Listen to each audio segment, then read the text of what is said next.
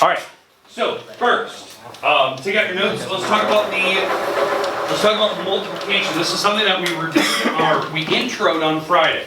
I'm going to give you a short, simple, easy problem, like something like this. Okay? Very similar to the one I did on Friday for you. If you're going to multiply fractions, the trick is to just go straight across. I mean, that's literally what you can do. Just multiply straight across. It's the easiest thing in the world. So this ends up being 10 over 24. You can do that. Here's the problem. I want you to be able to simplify your answer. I know that that's easy numbers. I understand that. Like most people can do that type of math in their head. The problem is I want it in simplest form.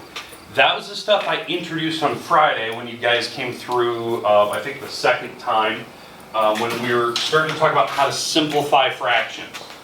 I would recommend, instead of just going straight across, I'm going to put this problem up here again. Okay. Break up these numbers, if you can, so that we can start crossing things out. Here's how you simplify a fraction.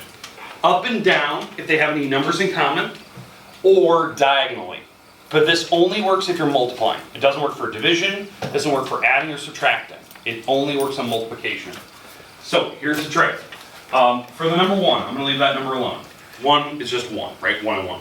2, that's just 2 and 1, so I'm going to leave that number alone, because I can't break it up. What about 10 now? What are numbers that multiply to give me 10? 2 times 5. 2 and what? 2 times 5. 2 times 5. All right. Now again, if you have a multiplication chart, that should be easy. Most people know that in their head. 2 times 5. Now what about 12? 4 and 3. Okay, so all I'm doing is breaking out numbers. Okay? So 2 times 5, 4 times 3. Okay? Now the next thing we're going to do, I'm going to break up the 4 even further. Okay? So for me, I'm breaking up this 4 to be other numbers other than just 4. I'm going to go 2 and 2. Okay, so that's the idea. So this is what this problem's going to look like. I'll put it off to the side here so you can see this. So I have a 1 and 2. On the other side, I have a 2 and 5. And on the bottom, I broke up the 4 to be 2 times 2. Okay?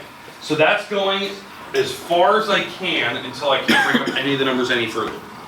Now, here's what you can do.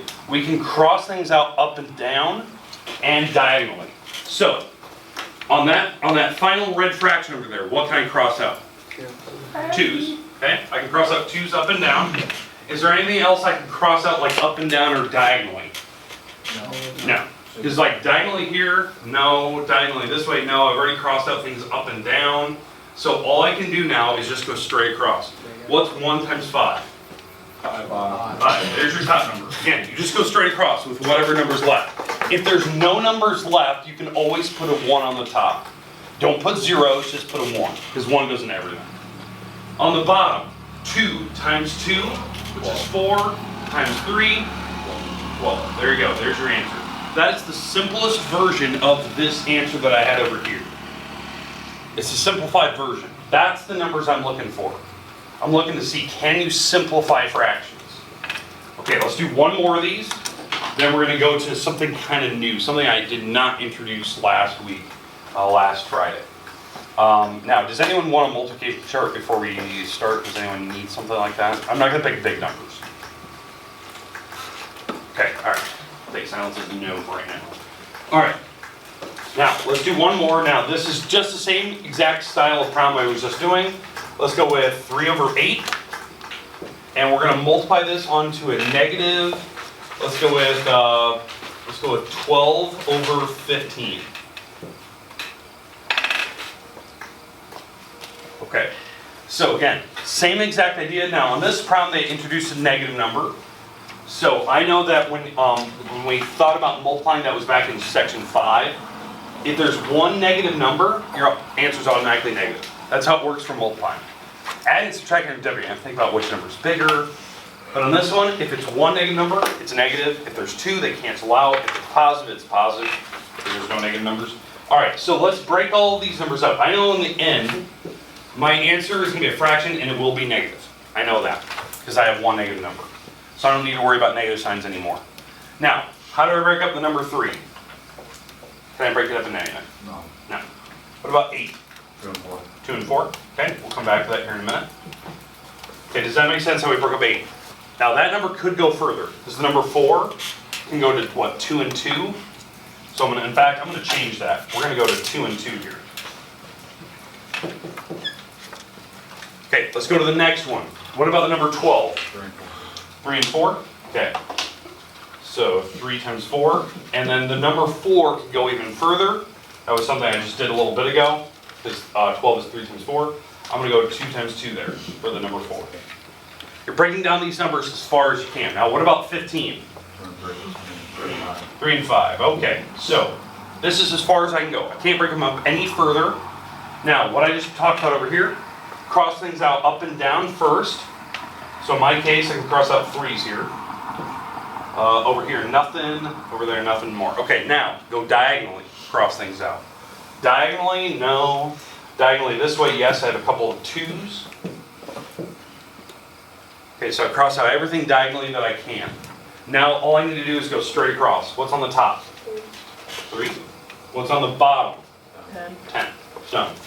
There's your answer. It's the easiest thing in the world. Once you know how to simplify, fractions are really easy, especially with multiplying. Again, what I talk about, this only works on multiplying. It doesn't work on division, it doesn't work on addition or subtraction. It only works on multiplying. Multiplying is one of the easiest things to do with fractions. Okay, questions? All right, one of the last things I want to talk about with multiplying. We didn't talk about it last time, or Friday. How do we do it with a mixed number or improper? So that's what I want to discuss. So let's say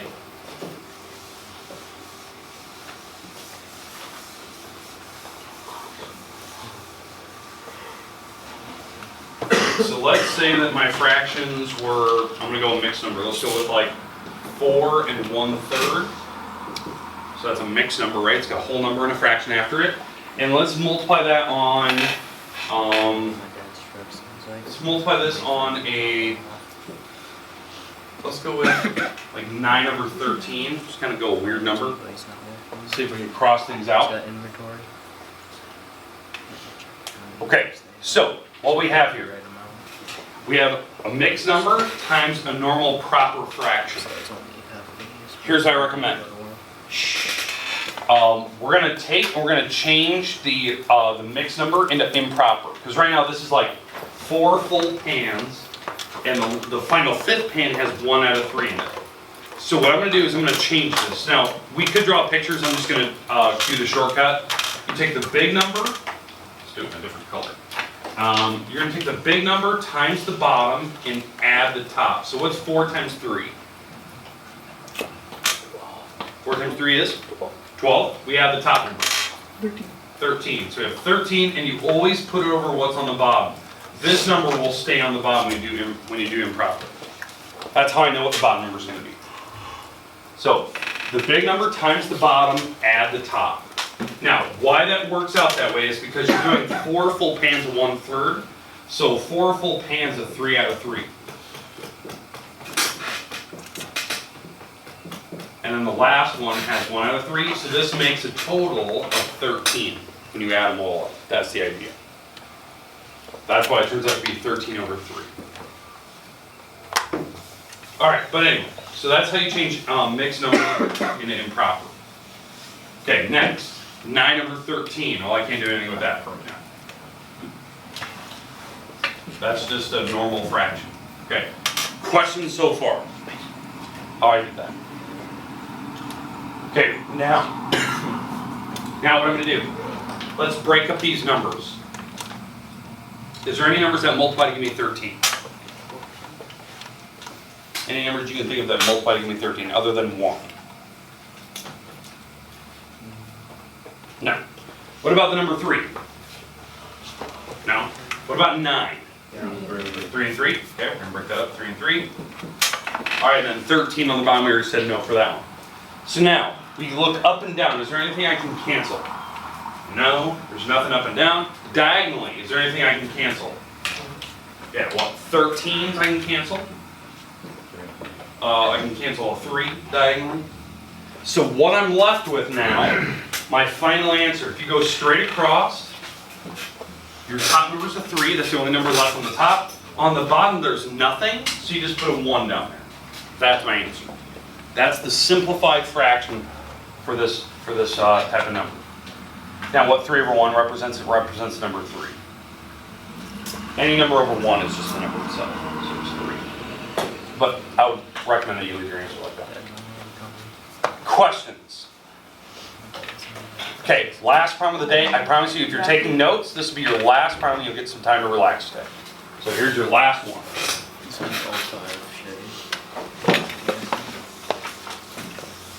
Last one.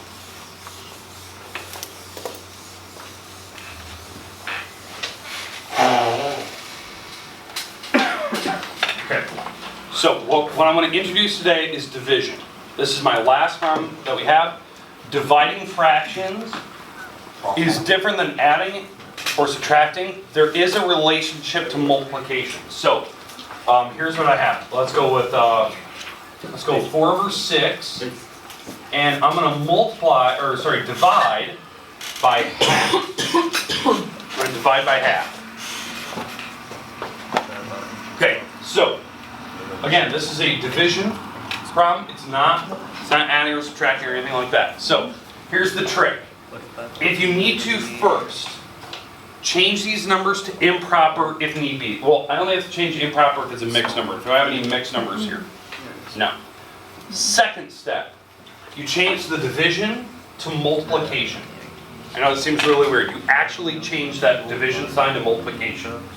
And when you do that, anything that came after the division sign, because I changed it, right? You have to change whatever's behind it. So behind the division sign, this fraction is going to flip over. It's called a reciprocal. A reciprocal is how you actually divide fractions. It's a way of cheating it, because we don't actually divide fractions. You do a reciprocal. You multiply by the flip of the second fraction. It's always the second fraction that flips. Now that we have that, now you just do your problem as normal. Now it's just a normal multiplication problem, even though it's a division problem when it started. That's the trick. So right now I'm at 4 over 6, 2 over 1. But I changed it to multiplication because that second thing flipped. So I'm going to do it by the normal rules. The number 4 is 2 times 2. The number 6 is 2 times 3. On the other side I have a 2 and a 1. And now I'm going to start crossing things out, diagonally, up and down. Because it's a normal multiplication problem, so I can start doing that. But I can only do that once I've changed it to multiplication. So up and down I can cross out 2's. Over here nothing, diagonally nothing, diagonally nothing. So now I'm just going to go straight across. So my final answer, if I go straight across, 2 times 2 is 4. Straight across on the bottom I get 3. 3 times 1. There's your answer. It's 4 over 3. Now technically that's improper.